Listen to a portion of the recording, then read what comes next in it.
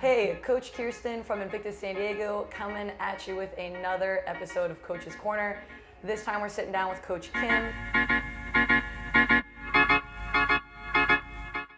Kim has fulfilled every role at Invictus that you can imagine. She's been with the team for 11 years. She started as a member, was an intern, worked through the front desk, became a coach, head coach. She is now manager for the past, like 5 years at one of our San Diego locations. She's now the manager at our downtown primary San Diego location. She's also one of our nutrition coaches. So if you take advantage of Invictus Nutrition, you probably work with Kim. And we are going to sit down and talk about a really juicy topic today. So welcome, Coach Kim. Thank you. Today, we're going to kind of stay focused in on client states they have a body composition goal. They are pretty consistent. Maybe they've been coming to the gym for a while, over a year. As a coach, you see them in 3, 4, 5 times a week. Mm-hmm. But they are stating, and you're seeing, that they're not making a lot of progress towards that stated body composition goal. Sometimes this happens. Just going to the gym and showing up, going through the motions is not a cure-all for getting you to your goal. So Kim, what are some things that you evaluate and talk about with your client and that you can help our coaches listening, kind of some takeaway tools? What do you use when you're sitting down in that situation with a client that isn't making progress towards their body composition goal? Yeah. I think the biggest frustration that our clients feel is that if they're putting the time and effort into coming into the gym, they're taking time out of their day to be here for an hour, hour and a half, sometimes 2 hours, they want to look the part. So if that's not happening, then they often come with, I don't understand. I have to be burning like 800 to 1,000 calories here. What is the issue? And I think that that's normally where I start is, you coming into the gym, how much time do you spend at the gym? During a typical hour-long workout, people burn anywhere from 200 to 400 calories. That is depending on how much effort they're putting into it. If it's a strength training workout, granted, there's some carryover of those calories later on in the day, but during the actual hour that they're in the gym, they're burning 200 calories or sometimes less, and that's essentially a cookie. So My Snickers bar is, yes. I think, more calories than that. Bummer. Right. So just setting some realistic expectations about what coming into the gym will actually do. In the nutrition program, we always talk about the four pillars of health, and movement is one of those pillars. And included in movement is coming into the gym. So we want to make sure that clients are strength training, because most coaches will know that muscle burns more calories throughout the day than fat. So you want to make sure that your clients are building muscle, but movement, that pillar, will also include what happens outside of the gym. So in the other 23 hours during the day. So do your clients sit when they work? If people sit for 8 hours a day, you normally burn about 60 calories an hour. If you stand for 8 hours a day, you can burn up to 100 calories an hour. So just that small difference can be the difference between 200 or 300 calories, and that it could be the difference that they're not seeing, even though they're coming into the gym and they're being consistent. So talking about expectations on when they are in the gym, what that's actually doing, and then talking about the other 23 hours is kind of where I like to focus or guide that conversation after that. So you mentioned the 4 pillars, and just for anybody that's not familiar with them, can you lay them out? You might have already said it. What are the 4 pillars again? So movement, nutrition or food, sleep, and stress. So all 4 of those kind of need to be in order in order for you to have any sort of body composition changes. Without all 4 of them in order, it's harder to reach the goal. For sure. So let's zone in maybe first on that first pillar of, okay, hey, the person is coming into the gym, so they think they're checking the box of, hey, I've got that pillar nailed, I'm doing movement. Mm-hmm. But are there any misconceptions there that you look for to evaluate as a coach when somebody is like, hey, I'm coming into the gym, I'm doing the movement pillar, that you can help refine? Yeah, so normally we would talk about non-exercise activity thermogenesis, which I don't actually normally tell clients that name, but basically what are you doing outside of the gym? So I get an idea of how they're spending their time at work, how they spend their time with their family. Are they doing any super low stress type of movement during the day? Do they go for walks? Do they walk their dog? Do they take their kids to the park that's down the street? That kind of thing. And figure out if there's any calories being burned outside of the hour at the gym.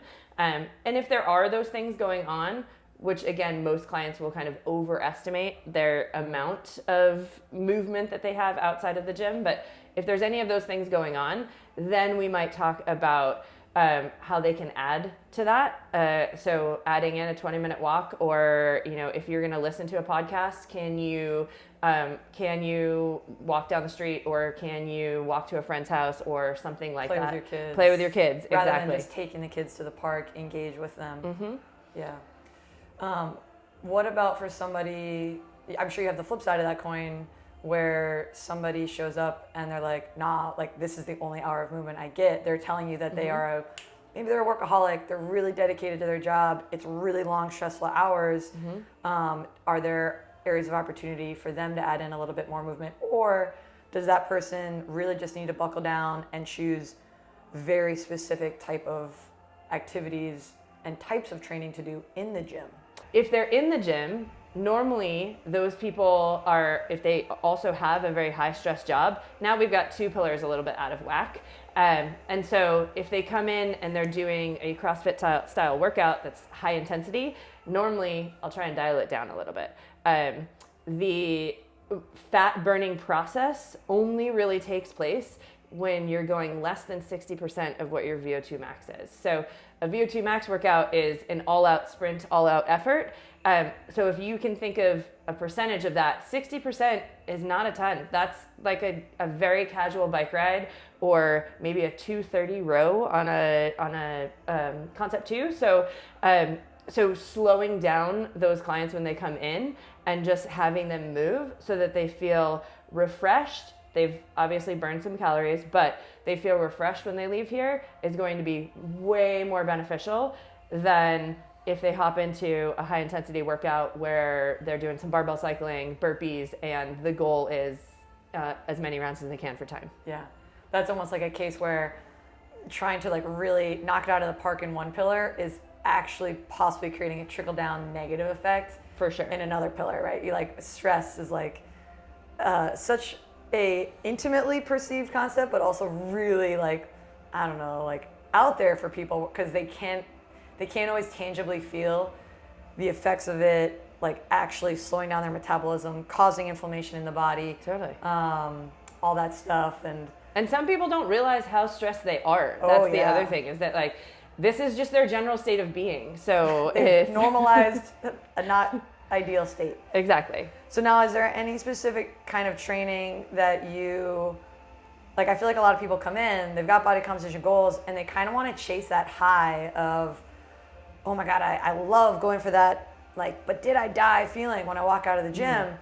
Now, if you see somebody coming in constantly chasing that, do you try to direct them more towards strength training? Yes, Okay. That would be my other, I was just going to say the ability to slow people down when this is what they want to do and what they want to attack, and especially if it's something that's written on the board, it's really hard to do. And it takes a lot of trust and a lot of buy-in from the client before there's any results that are seen for that to actually work. And so it takes a lot more effort on the coach and the client part to not fall into the look what everybody else is doing camp. So the other option is to direct them towards more strength training. They can still get a very good high that you would get from working out, but more so trying to promote muscle protein synthesis, so building muscle mass. And I would not have them go for a 1 rep max all the time. I would have them do more hypertrophy work, so sets of 8 to 10 back squats would be much more effective to building muscle mass for those clients than trying to hit their 1 rep max, or even putting them on a cycle to hit their 1 rep max. So that's the other thing to do, is put them on more of hypertrophy training. Yeah. And they can still get the kind of workout high. They still feel strong when they leave the gym. They're still getting a bit sweaty. If you've ever done a set of 8 to 10 at a fairly heavy weight, you're still going to cardiovascularly challenge 8 yourself. 8 to 10 is cardio. Yes. That's exhausting. That's why people pick 1 and 2 rep maxes. They're like, done. The Exactly. effort is done. Exactly. It's a journey to get to like a 10 to 12 rep. You've mentioned, so real quick for like folks that aren't familiar with Invictus programming, when we run our quote unquote like CrossFit style class, it's called Performance and Fitness. That class has 2 tracks. One is performance, one is fitness. They mirror each other in the movement patterns that go on that day, so everybody can be warmed up the same way, right? If there's a squat pattern, there's a squat pattern. But the difference is that our performance track tends to be a little bit more possibly higher skilled, a little bit more technical, but often pursuing absolute strength, while our fitness track, while may appear less technical, let's never confuse less technical for easier or simpler for easy. It has more of a whole body like reach during its program. Like you'll often see an upper lower split. You'll see rep ranges and more sets that are in line with building muscle. These 3 to 4 working sets, 8 to 12 plus reps. So that would be where you might direct, and maybe you have to educate your clients. And this is kind of what I'm getting to of Definitely. How do you have that conversation with your client when you say, hey, you actually need to start shifting from choosing performance track to fitness track? How do you get them to realize that one track is more in line with achieving their goal than another? The main difference between absolute strength and the hypertrophy training is, one, you are actually building muscle mass. So you are increasing the amount of fibers that you have. The other one is you're making those fibers stronger. So absolute strength means that you can only work with the muscle mass that you currently have. If you are trying to build that muscle mass, it doesn't mean you can never train your absolute strength, but let's work on making your muscle mass big so that when you do train absolute strength, you've got a bigger mass to work with. Yes. And so that's normally the explanation that I will give to clients who are feeling frustrated because they feel really strong and they, may be able to lift a ton of weight, but it's just not showing. Yes. So then you're like, well, okay, so let's build more muscle. Let's take you off of your 1 rep maxes and let's create more muscle fibers that you can then revisit later and make even stronger. Without the ability to add on to the pyramid, you're just working with your little triangle. That is, if you get nothing else out of this coach's corner, just take that clip, give to all of your clients, make sure that they understand that concept. Layering in understanding and education to your clients, if that's important to them, that is one way to get them to realize, like making sure that their actions are in line with the goal that they want to pursue. You might have a client that they're like, oh, coach told me to just do fitness track more often. All right, they told me I'd reach my goal. That's a nice to have, but sometimes not often. Yeah, we get the buy-in. Sure. So if you need the why, there you go. Yeah. Are there any other kind of like initial low-hanging fruits in some of the other like lifestyle, sleep, stress areas that you like, or even nutrition areas that you like to kind of quickly identify and cover with clients that aren't making progress towards their body composition goals? So everyone knows that nutrition is part of the fitness world, and if you want to have the body composition of an elite athlete, nutrition has to play some part of that. So there are low-hanging fruits that are not glamorous in any way, but that need to be the absolute foundation of anyone who's looking to really have any body composition, and that's getting bigger or getting smaller. So water intake is one of them. Americans in general, I'm not 100% sure about the rest of the world, but Americans in general are terrible at taking in enough water. And the general rule is half your body weight in ounces. So if you have a 120-pound athlete, you're going to require that they consumed 60 ounces of water.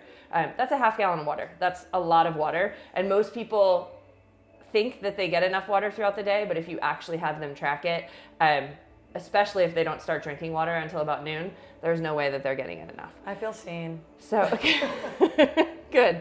I'm talking directly to you. Wait, so really quick, why is, because I actually feel like a lot of folks hear that. They're like, yeah, coach, I know I'm supposed to drink water. Totally. But if they don't know why it will impact them, they might not do it. They might not actually buy into that very simple thing. And then they start reaching for the like 1% things that, like, hey, but like, what's the protein powder I should use? Yes. How much, collagen and creatine should I take, and glucosamine? So why is the water so important? Yeah. So water is going to make it so that your muscles glide. It works with the fascia of your body so that if you are strength training, you can actually get the maximum contractions out of your muscles that you should be getting. If your muscles are sticking, it's like trying to, like open a door that isn't moving. You're pushing and pulling on things that are not smoothly moving like they should be. Okay. So that's one thing. The second thing is, contrary to popular belief, if you don't drink enough water, the scale can actually show as higher. Yes. So drinking enough water allows your body to because of water retention. Yeah, essentially get rid of water that it doesn't need. In a panic mode where you're not getting in enough water, it's going to retain what it can so that it can use it for a future time. Great. Not as extreme as like a camel, but I mean you're gonna see a 1 to 2. All right. Yeah. But that in general, it also helps with digestion. I mean, there's a ton of other things, gut health, brain fog, all of that stuff can be helped by water. And that's just H2O. add-ons. Yeah. Like, okay. That's not like sparkling water. You don't have to add in electrolytes. You don't have to add in anything like that. Just drink some water throughout the day. And you should immediately feel like you have more energy. Mm-hmm. So that one's one low-hanging fruit. The second low-hanging fruit, and again, super basic, and everyone probably knows they should be doing it, but eating enough vegetables during the day. The more fiber you can get into your body, the more calories your body burns as it breaks down food. So the highest fiber foods are vegetables, and so it's going to burn more calories in general just eating those. If you're eating processed foods or bars or things like that, you may be getting in your macros, but your body doesn't need to work as hard to break those things down. So I like to use like peanuts versus peanut butter as a good example. Both of them are considered fairly healthy as far as, compared to like a Snickers bar. But if you're going to eat peanuts, there's more fiber involved in there. It's going to cost your body more calories to break down those peanuts into little parts that it can actually use. Peanut butter is literally just going to slide through it. Okay. So that's a good example of just kind of the after effects of what you eat burning more calories. So that can help. But vegetables in general have micronutrients that you need in order to fuel all sorts of different parts of your body. And in general, all I tell people is make sure that you get 2 hands full of vegetables honestly, I'll start with a day. So if you spread out your hands and you can do this on your plate and you've got that many vegetables, you are better than probably 50% of the American public. Because if you are a person who doesn't pay attention to that, you will notice that vegetables are almost the last thing that you grab on a daily basis. So that's going to be... So that's the base. That's like super base. A day. Mm-hmm. What is the optimal, like where you want to get your clients? Yeah. Optimal would be, if they're weighing and measuring, somewhere between 600 and 800 grams of vegetables a day. Other than that, it would be as much color as you can. So adding in purples and yellows and reds and things like that are going to have different micronutrient patterns. And then I would have, if you're eating 3 big meals a day, now your handfuls should be at each meal. Okay, great. That kind of brings us to an opportunity that if we want to go down this rabbit hole, we can, or we can go back to it. When you begin talking about some of these low-hanging fruits, pun intended, fruits and veggies, low-hanging, grab them, with clients, if they have not already approached you and been like, I want to track macros, because tracking macros is not necessary for making body composition changes, right, nor is it actually the best way to keep some clients on track. Do you default often to putting them on tracking macros, or do you try to be like, just go case by case, client by client? when somebody says, I'm not going to track, or you've identified them as a client that, look, they're not going to track their macros, Right. how can I help them still be successful? Yeah. Are these just like, what are some of the ways that you help them still be aware of what they're eating without tracking? Yeah, so that's a great question. A lot of people, because macros are everywhere on the internet and things like that, a lot of people will come over and say, like, can you give me my macros? And my assignment to them is track the food that you're currently eating for 4 days. That way you will know if they can even start to track. Because having people track what they're currently eating is one of the most frustrating things that people do. And it's because they don't have a new assignment. They're just supposed to be weighing and measuring everything that they currently do. So one, it brings awareness to what they're currently taking in. But two, they're like, well, I don't know where I should be, so this is super frustrating. You also can't tell them where they should be unless you know where they're starting from. Yes. So if a client can track what they're currently eating for 4 days, then I may go into like appropriate macros for them and kind of where things should be. I also, most of the time, only start with people, if they track for 4 days, just giving them a protein assignment. Great. So most people are deficient in protein, just in general. And so making sure that they're getting enough protein will often basically balance out the rest of it. And so there's that. If somebody doesn't do that first assignment or comes back after the first day and they're like, I don't even know what app to use or what is a gram of protein or something like that, then there's much simpler ways of getting them to recognize what they're eating. And that's just like the hand measurement scale. And so there's like protein, there should be a fist to maybe a fist and a half of protein on every plate. There should be the 2 hands worth of veggies. And then there should be just the top part of your thumb worth of fat. And that's on a daily, kind of on your daily basis. Lots of people will then come back and be like, well, I make a lot of food and I, do like soups and I put everything in the like blender, whatever. That's fine. Measure it before you put it in. And it's just, all that does is bring an awareness around what people are doing. Or they're like, I can't measure a cookie with that measuring thing. Then you're like, well, then that's not an option to eat right now. Yeah. Because if it doesn't fit into one of those categories, then it's probably not the best thing for you. So that's kind of where you start. There's also other clients that just don't even have the base knowledge of what is a protein, what is a carb, what is a fat. Yes.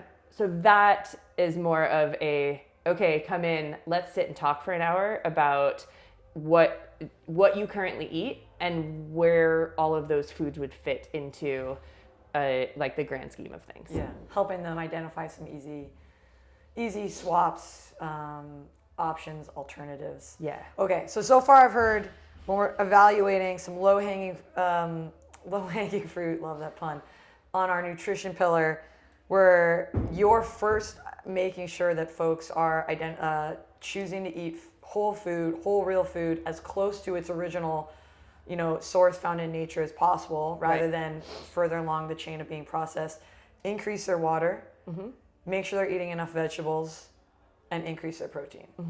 Amazing. Yeah, those are your go-tos. And honestly, if people can do that part of it, yes, there are little things that they can do that will help performance-wise or will help in other ways. But if you're not hitting those things. No, yeah. I don't hit those things with 98% of the clients because it's the huge gross errors that are the changes that people actually need. Yeah, they're sucking the energy out. And sometimes the clients are focusing on all these little things and you're like, hey, I know you had that cookie, no big deal, but did you eat any vegetables today?